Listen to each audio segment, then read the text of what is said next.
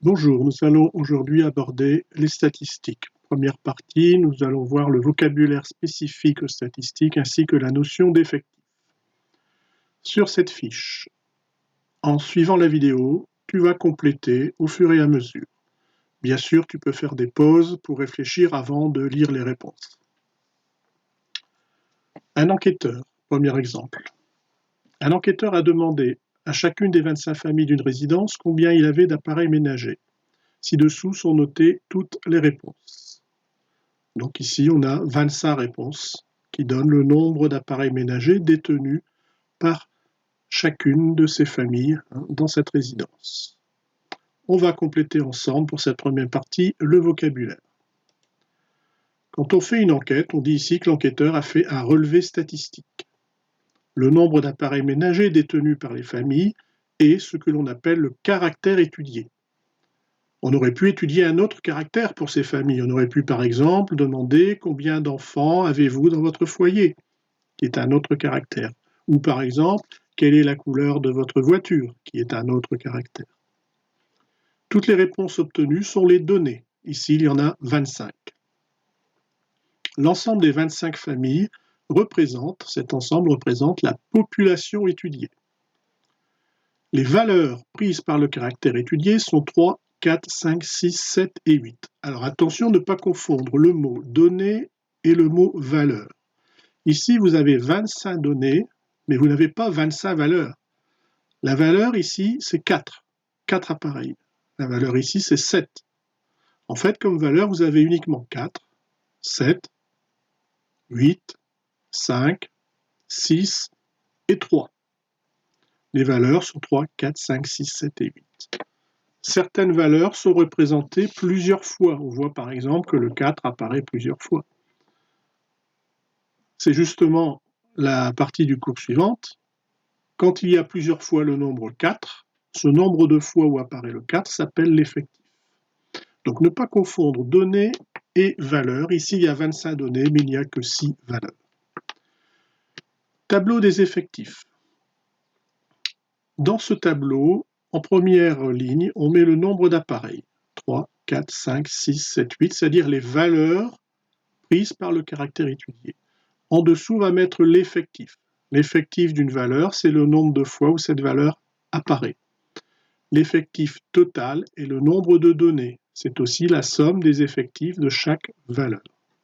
Si je regarde la liste, le 3 apparaît 2 fois. On peut dire que 2 est l'effectif de la valeur 3. On regarde cette liste, on dénombre les effectifs, on les note ici. Et on obtient au total, quand on additionne tous les effectifs, 25 qui est l'effectif total. Si je prends cette colonne-là, le 8 signifie que 8 familles ont 5 appareils ménagers. On dit que 8 est l'effectif de la valeur 5. Par exemple ici, 5. Alors attention, 5 n'est pas la valeur. 5 est un effectif pour la valeur 4. La valeur du caractère, c'est 4 appareils ici. Il y a 25 familles, on retrouve en total, donc ici, l'effectif total 25. Alors, pour l'exemple 2, le professeur de PS de la classe d'Antoine a recensé le sport que chacun de ses élèves aimerait pratiquer. Vous avez ici les différentes réponses. Tu vas chercher les réponses ici, en ce qui concerne le vocabulaire, puis compléter le tableau d'effectifs. Tu fais une pause sur la vidéo et une fois que tu as trouvé tes réponses, tu vérifies en remettant la vidéo en route.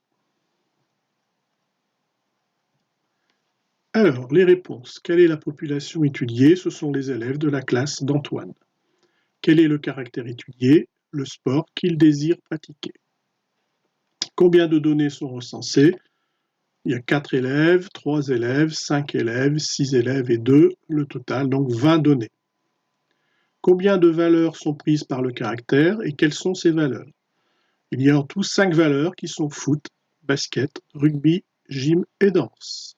Et oui, ici, les valeurs ne sont pas des nombres. C'est une particularité en statistique. Le mot valeur n'est pas toujours un nombre. Dans l'exemple 1, les valeurs étaient des nombres. On dit qu'on étudie un caractère quantitatif quand c'est un nombre.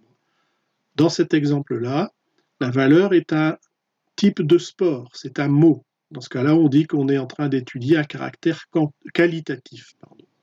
Quantitatif quand les réponses sont des nombres, qualitatif quand les réponses sont des mots. Pour une meilleure lecture des résultats, on peut dresser un tableau des effectifs. Donc ici, football, 4 personnes ont répondu football, basketball, 3 personnes, et ainsi de suite, 5, 6 et 2. Le total des effectifs nous donne bien 20. On va maintenant étudier un cas particulier. Les cas où il y a un grand nombre de données dans notre enquête statistique. Par exemple, exemple 3, on effectue une enquête sur l'âge de 250 employés d'une entreprise. Vous imaginez bien que si j'écris les 250 âges de chaque employé les uns derrière les autres, on va avoir un tas de nombres qui se suivent, on va avoir beaucoup de mal à analyser cette liste. Dans ce cas-là, on peut faire autrement. Quand il y a un grand nombre de données, pour simplifier l'analyse de ces données, on peut par exemple les regrouper par classe de valeurs, ce qu'on appelle des classes de valeurs. Par exemple ici, l'âge compris entre 18 et 28, et on a un effectif de 15. Ça veut dire que dans cette entreprise, 15 employés ont entre 18 et 28 ans. Classe d'âge suivant, entre 28 et 38. Ah ben alors vous allez me dire, là il y a 28 dans les deux. Où se situent les gens qui ont 28 ans? Ici ou ici? Alors ce qui fait la différence, c'est ce symbole. Explication en dessous. Quand l'âge est supérieur ou égal à 18 et en même temps inférieur strictement à 28. Quand il n'y a pas d'égal, on dit strictement inférieur à 28 ici.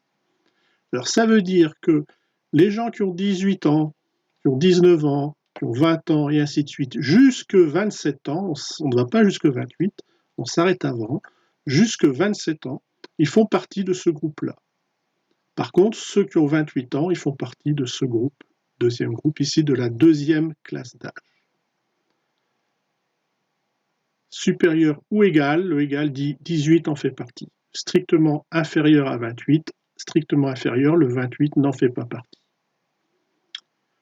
Dans ce tableau, on a des classes d'âge d'amplitude 10. Que veut dire amplitude? Amplitude, c'est pas compliqué. C'est, entre guillemets, on va dire un peu la largeur de la classe. C'est-à-dire entre 28 et 18, il y a combien de différences? La différence entre la valeur la plus élevée moins la valeur donc la moins élevée. Différence entre valeur la plus élevée et valeur moins élevée. Donc ici, 28 moins 18 égale 10. L'amplitude d'une classe, c'est égal à la valeur maximale de la classe moins la valeur minimale de la classe. Voilà pour ce cours, tu pourras ensuite t'entraîner sur divers exercices.